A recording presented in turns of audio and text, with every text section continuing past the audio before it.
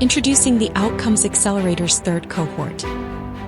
What if we address the key barriers impeding outcomes-based financing from becoming mainstream, and catalyze the market's capacity to translate learning into replication and scaling of impact? This is the goal of the Outcomes Accelerator, a public-private, global initiative created to drive more effective testing, scaling, and mainstreaming of outcomes-based financing approaches to achieve the Sustainable Development Goals. With catalytic funding, expert guidance, hands-on mentoring, and networking connections, the Accelerator helps clear the path for high-potential projects to move from concept to reality. The Outcomes Accelerator's third call for proposals was the largest and most competitive round to date, receiving over 500 expressions of interest from governments, development agencies, the private sector, and local organizations. Following a competitive selection process with applicants from 90 countries, the Governing Committee and Secretariat are thrilled to present the initiatives that are joining us this year. This cohort includes projects with a high level of commitment from government and outcome funder partners. There's also a clear trend in this cohort towards strengthening local ecosystems, empowering local actors, and fostering long-term sustainability.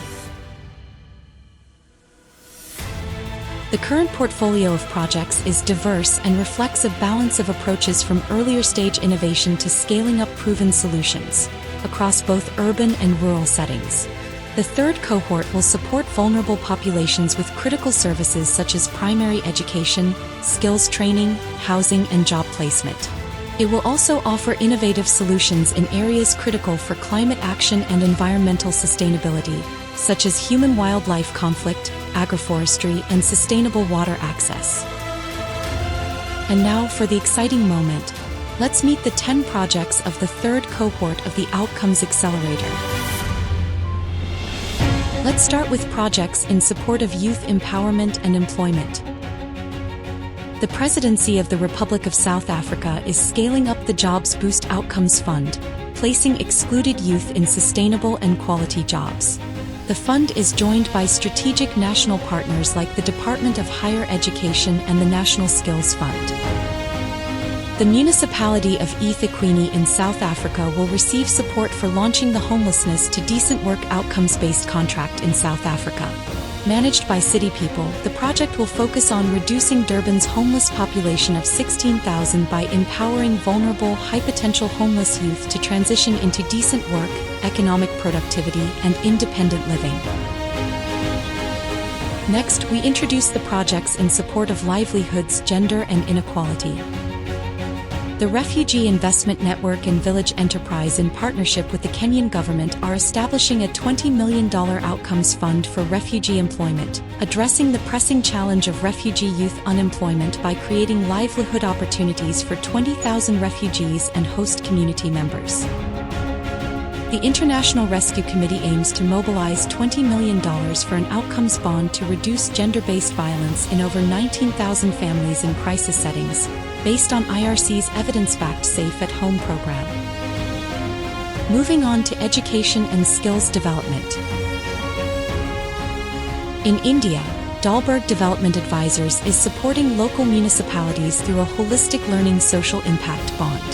This groundbreaking, highly localized initiative aims to bring 21st century skills outcomes to local education districts with the Sangoli Miraj Kapvad City Municipal Corporation as its first outcomes payer.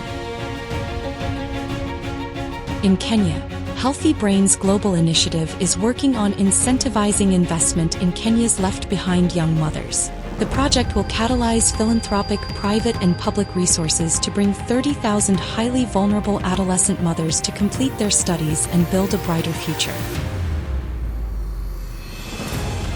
Now let's focus on climate, nature, and environmental sustainability.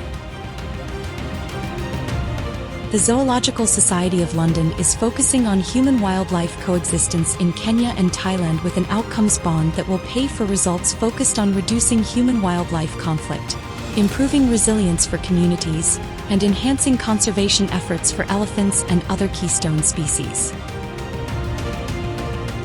The Land Banking Group will utilize natural capital outcomes contracts to support agroforestry systems on 40,000 hectares of land in Para, Brazil. By engaging with food and beverage companies, this initiative promotes the integration of sustainable agroforestry practices into global supply chains. Tap Effect is working on scaling sustainable water access in rural Cambodia, integrating OBF and viability gap financing for rural water systems. The project targets 60,000 Cambodian households, particularly in underserved areas with high poverty rates, low population density, and water scarcity. Finally, Vrudi aims to implement a social success note for promoting multi-layer natural farming in India. This innovative project integrates ecological conservation with agricultural productivity, creating sustainable livelihoods for farmers.